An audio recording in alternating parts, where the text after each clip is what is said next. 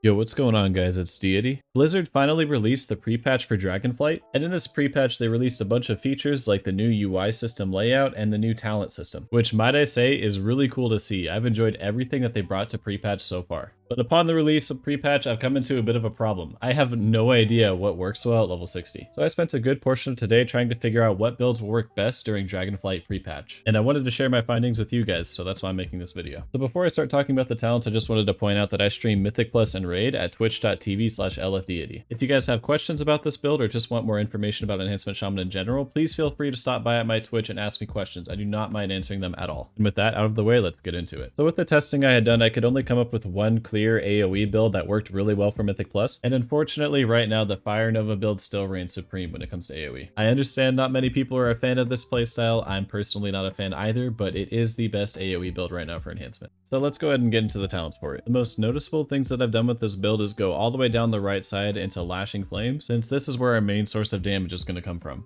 I think this build works very well with talenting into Overflowing Maelstrom and also going Sundering and Crash Lightning for some added AoE damage. Take 2 points into Elemental Weapons for the pure damage gain. Take 1 point into Gathering Storms to buff your Storm Strike damage. Take 1 point into Crashing Storms to increase your Chain Lightning damage and also make it hit 2 additional targets. Lastly, you want to put a point into Feral Spirits, 2 into Witch Doctor's Ancestry, and 1 into Alpha Wolf. You could also make a really strong case for going Elemental Spirits, but I prefer going Alpha Wolf. Both are equally fine in this build. Now where the synergy lies within this build is between Witch Doctor's Ancestry and Swirling Maelstrom. Since one talent relies on Maelstrom generation to reduce the cooldown of Feral Spirits, and the other provides plenty of it. This interaction allows you to cast Feral Spirits at least twice in a decent sized pack. With this build, you do lose out on a bit of single target damage, but it's still decent enough to get the job done. The goal of this build is to keep Wolves on cooldown while also constantly spreading your Lashing Flames debuff, making sure you're constantly refreshing the 50% haste you get from the Primordial Wave buff, and keeping Fire Nova on cooldown in any situation with more than 2 targets. If you can help it, try to avoid overcapping on Maelstrom, and try to wait until you have 8 to 10 stacks to make sure your Chain Lightning hits the hardest.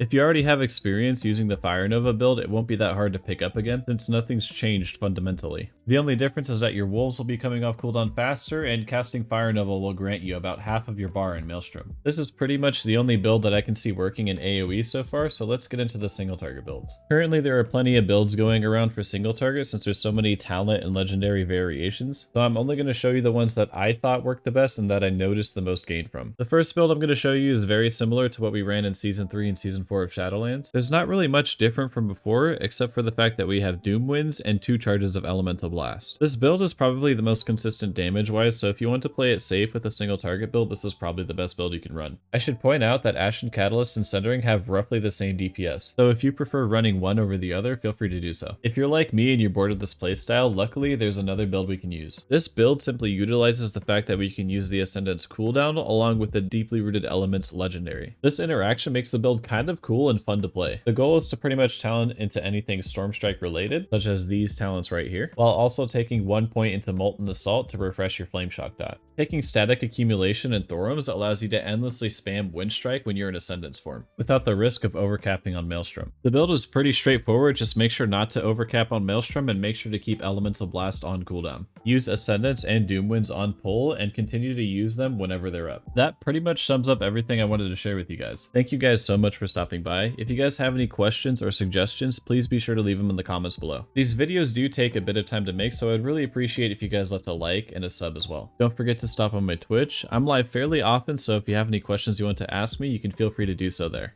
Thanks again, guys. Good luck and have fun.